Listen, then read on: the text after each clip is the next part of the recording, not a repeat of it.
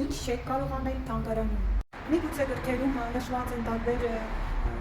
բաներ, որոնք չի կարելի անել թանգարանում, ինչպեսին են աղբն նետել կամ ծխել կամ բարձր խոսել, բայց ես կարող եմ սկսել ամենակարևորից ինձ համար որպես թանգարանի տնօրեն չի կարելի արժեքազրկել աշխատանքներ։ Ինչպեսի ես արդեն փորձ ունեցա մի քանի օր առաջ մեկ մարդ էր արվեստարեստավորում մտել մեր թանգարան, տեսնելով Սահակ Սահակյանի փայտե աշխատանքը նա ասաց, թե վերնիսաժում 5000 դրամով կարող ես գնել դա։ Իհարկե ես չեմ նեղանում այդ մարդուց, քանի որ ինքը այդպիսի պատկերացում ունի արվեստի մասին, արվեստագետի աշխատանքների մասին, այս մեծ մշակութային ժառանգի մասին։ Միգուցե ինքը մեղավոր չի դրանում, բայց գոնե ինձ տեսնողները հիմա կարող է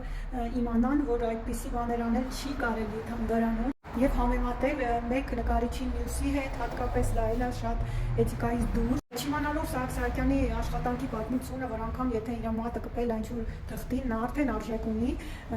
դա չհասկանալով չի կարելի արժեքազրկել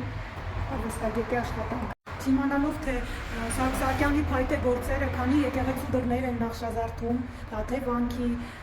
եւ այլն։ Նույնիսկ եթե դուք չեք հասկանում արվեստից ընդհանրապես, կարելի է ուղղակի շրջանցել եւ դիտել հետաքրքիր այս մի աշխարհ աշխատանքները, որոնք թանգարանում ցուցադրված են բոլորիդ համար, բոլորիդ հրավիրում է մեր թանգարան Սահակ Սահակյան Art Museum գուգլեք, Google-ում դուք կգտնեք համ հասցեն, համ հեռախոսահամարը, որով կարող եք կապնվել եւ ամեն ինֆորմացիա կա Google-ում։ Եվ muz.am կայքում կա մեր թանգարանների կայքն է հայկական, որտեղ նաեւ կա Սահակ Սահակյանի թանգարանի մասին։